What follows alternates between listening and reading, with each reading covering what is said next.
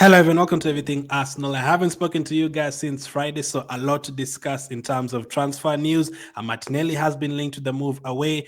Jurrien was asked about Arsenal's transfer window, and he actually commented. So, does he know something we don't know? The latest on Zubimendi, Thomas Partey, Anthony Gordon, Oyedeji, and a lot of other stuff to talk about. So, without wasting any time at all, let's get into it, and let's start with Martinelli.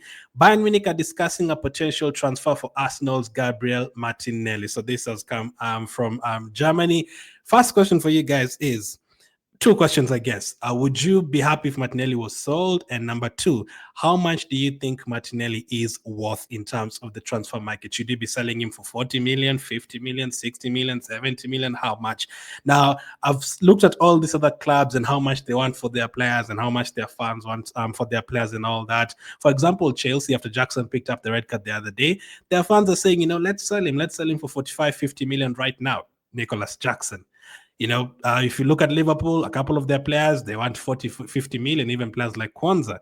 If you look at even Everton, even at Tottenham, whenever they sell their players, they're looking for 40, 50 million. So do we as Arsenal fans undervalue our players? Because people have been saying, let's get 50 million, 40 million actually for Martinelli and let's sell him right away. No, I don't think Martinelli is a player that we should be selling for 50 million only. I don't think that should be the case at all. I think we should be valuing our players higher than that. I don't think we should just be letting our players go for that little money, man. We should not be doing that. So how much money would you be selling Martinelli for? And would you even be selling him at all? So for me, I've said since the transfer window started, I'd like to keep Martinelli not as a starter. I'd like to have him on the bench because of squad depth. Now, that is definitely a factor in my thinking. If Arsenal had enough players, like we had like 25 players last season, and we feel like 20 of them are good enough, and we're going to sign players, maybe I'd be like, okay, if we get enough money for Martinelli, then we can let him go. But one, because of that squad depth, I don't think he can afford to let players go like that. Tierney go, Zinchenko go, Partey go, Martinelli go, Trossard go, Tomiyasu go.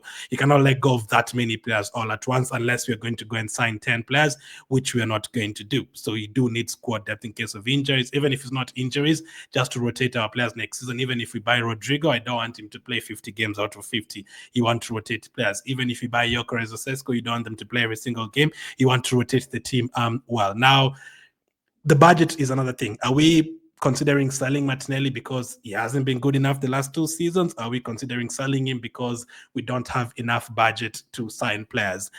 I would like to imagine we have enough budget from what we've been told. The money we've gotten from the Champions League, the money we've gotten from finishing second 3 times in a row, the money we got last year from selling, Smith Rowe and Edin Ketia, all that. I'd like to imagine we have enough budget, not just selling players because we don't have enough budgets, because we don't want to be a sell to buy team. We want to have enough budget, and then when good offers come in, we can sell our players. Now, that's another thing I'm looking at better. Yes, I want to keep Martinelli. Yes, I want us to keep Partey for one more season because of the squad depth, but one thing that I want better to improve at Arsenal is the sales in our team. We've never been a team to sell our players well. Chelsea were able to get 100 million plus for Hazard. Liverpool were able to get 100 million plus for Coutinho. And all these other teams, whenever Man United sell players, they can get a lot of money. They got a lot for Ronaldo all those years back, and then a couple of other players after that.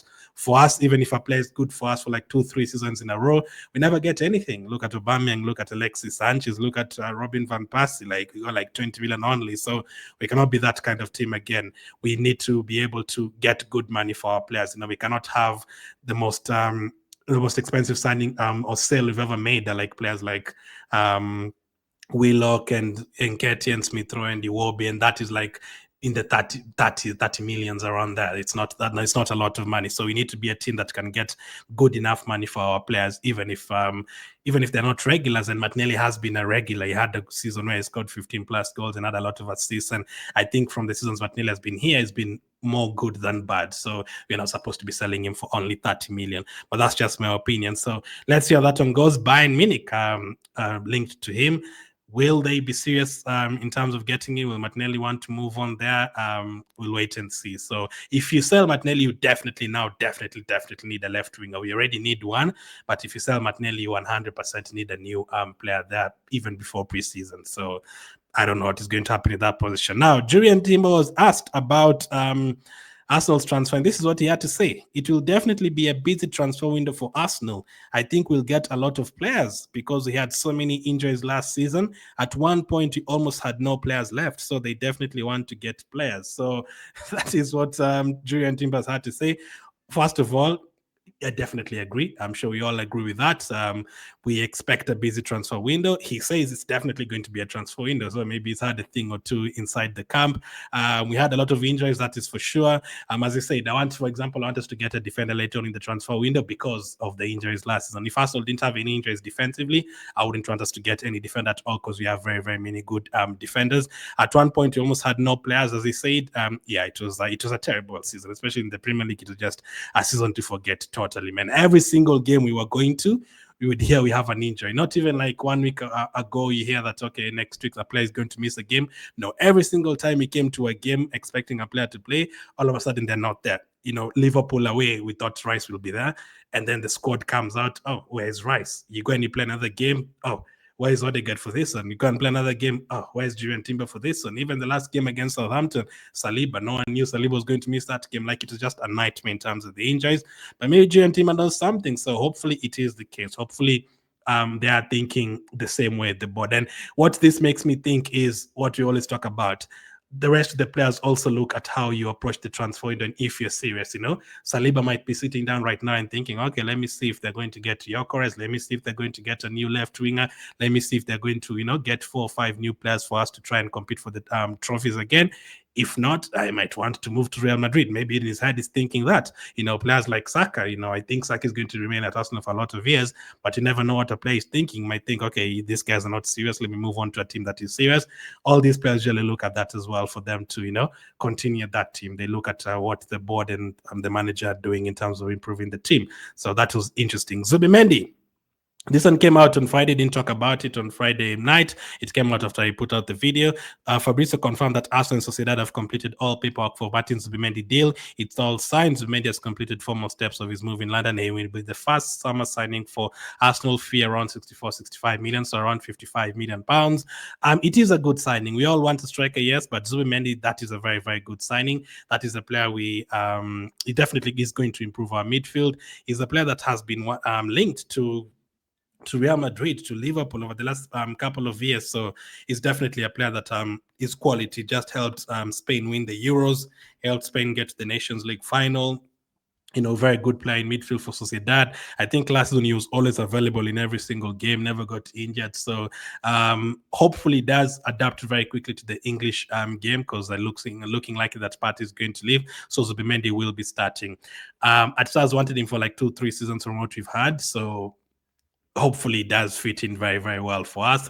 The last few midfield signings, I think we signed Havertz and Marina's midfielders. Didn't really work out in the midfield positions, but players like Declan Rice and players like Partey and Odegaard, I think in midfield have been good signings. So let's hope Zubimendi turns out to be the same. So that's what Fabrizio said on Friday night, early Saturday morning. That deal was never in doubt. So let's go to the next thing that was said about Zubimendi. After a visit to Arsenal headquarters, Martin Zubimendi also spoke to Mikel Arteta again as his 100% new Arsenal player. Official statement being prepared as final step of the story, but never in doubt. Zubi will play for Arsenal. So yeah, this one was never in doubt. That will be our first new signing of the transfer window.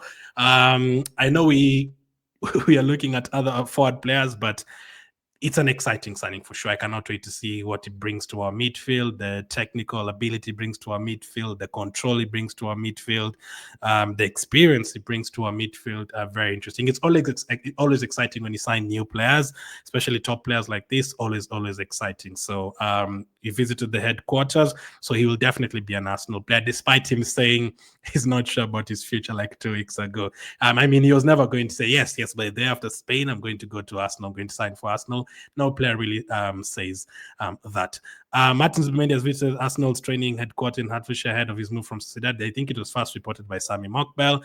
And then this. Martin Zubimendi's move to Arsenal will become official in the first week of July, with the delayed announcement due to Sociedad not wanting the sale on their 2024-2025 financial year.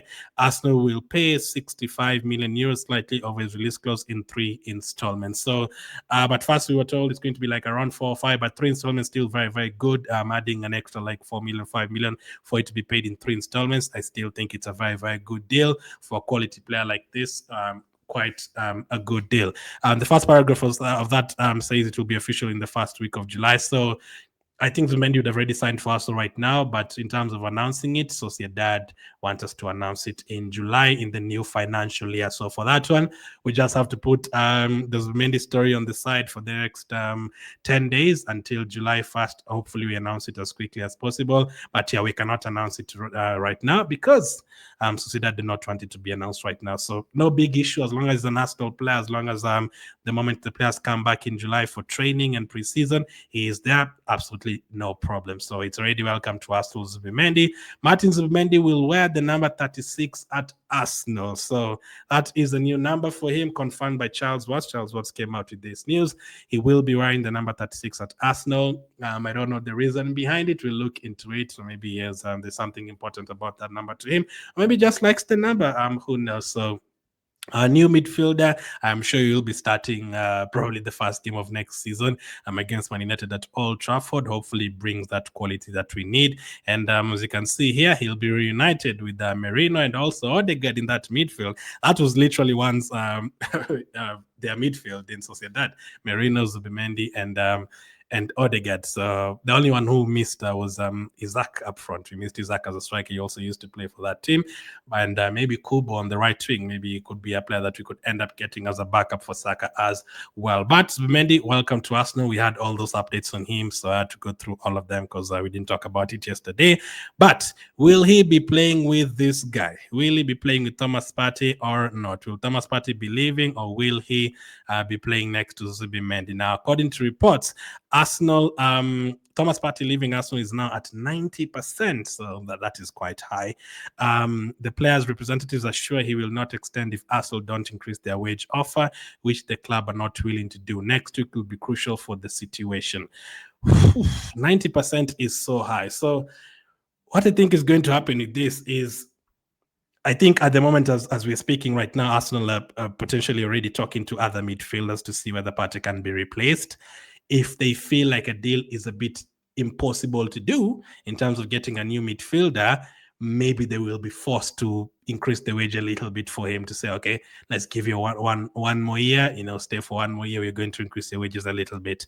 2 years, I don't think he's going to get a 2-year contract. Now, if Partey wants a wage increase and also 2 years on his contract, I think he's going to leave. If he is happy to get like 1 year and maybe a little bit of wage increase if Arsenal cannot get another midfielder, then maybe at that point we are going to give him a new contract, or he's going to end up signing the new contract on the table. But again, not too long to decide on that. We only have like less than 10 days before his contract expires. So are we going to get him? Or actually, is it not Arsenal that is going to be forced? Maybe Thomas Partey will be forced to sign a new contract because if no other team is happy to get him right now, will he be like, okay, let me just sign for us in this 1 year and look at my option throughout the season? All that will be very interesting. So yeah, we are not sure if Partey is going to stay or not. This is something that is still in the air, but they're saying 90%. Bochilaba says 90% he's going to leave. I've never heard about Bochilaba, by the way. Guess is a journalist from Ghana or something. If not Ghana, maybe somewhere in Africa. Not sure. So yes, that is what he says. 90% is going to leave. So that is one to keep an eye on. We might need 2 midfielders next season. Anthony Gordon. Graham Bailey said Liverpool is Anthony Gordon's preferred option. He's on the list of other clubs. We know Chelsea and Arsenal both want that left side upgrading, and he's a player they like. To get Gordon out of Newcastle, I think it's highly, highly unlikely.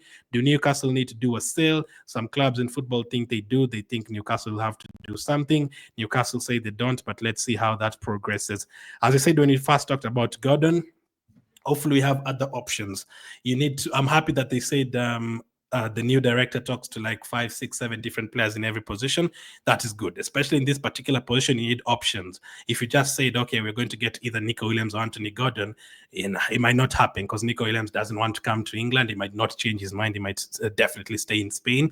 And then Anthony Gordon, you're taking a risk because Newcastle don't want to sell him, and Gordon might not want to leave, and Gordon might want to join Liverpool anyway as his first option. So that you're playing a dangerous waiting game. You might tell he's going to join in July and then end up joining Liverpool or signing a new contract at Newcastle, and then you're stranded at that point where all the other wingers have moved on to other teams, and then you end up signing, players like Sterling that we signed in a panic at the end of the transfer window. So Nico Williams, Rodrigo, and Gordon can't be the only options because we know Nico Williams and Gordon are pretty much impossible. And Gordon anyway would cost like 70 million. I don't think there's too many Arsenal fans who want to pay 70 million for Anthony Gordon. If it's like 30, 40 million, maybe 70 million. No, at that point, you rather just add that 10 million and go and get Rodrigo and try and force a move from there. Or you go for players like Rafa Leao or Lookman, who I want to be part of the options as well. Have players that would want to leave their teams as well. Or, if you're convinced that the team might want to sell them and there's a very good player who might want to stay, you have done the due diligence and all that. Hopefully, we do end up getting a winger. We have to get a new winger, but you cannot just have Nico Williams on the list alone and then also Rodrigo, because the ball is not in our court for those deals at all. Oyedeji, what's the latest on Oyedeji? Sturm Graz has joined the race to sign Nathan Butler-Oyedeji, who will leave Arsenal when his contract expires this summer. I think Sturm Graz had... I think they had Biereth, our other player. Let me confirm that. Biereth. I think Mika Biereth was there, if I'm not sure. Let me just confirm that. Mika Biereth was the youngster who used to play with Balogun.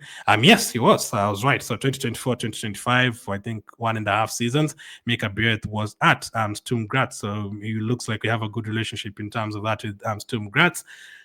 Now, Oyedeji, we already knew he was not going to be at Arsenal for too long. Last season, even when he didn't really have a striker, didn't really use him. And he's not really a youngster. Oyedeji is turning 23, so he's not really as young as players like Nwaneri or Lewis Kelly. So the fact that we're trying to look for a striker, and some people want 2 strikers, and we know Havertz and Marino are going to play a few games as striker next season. Where is this opportunity coming?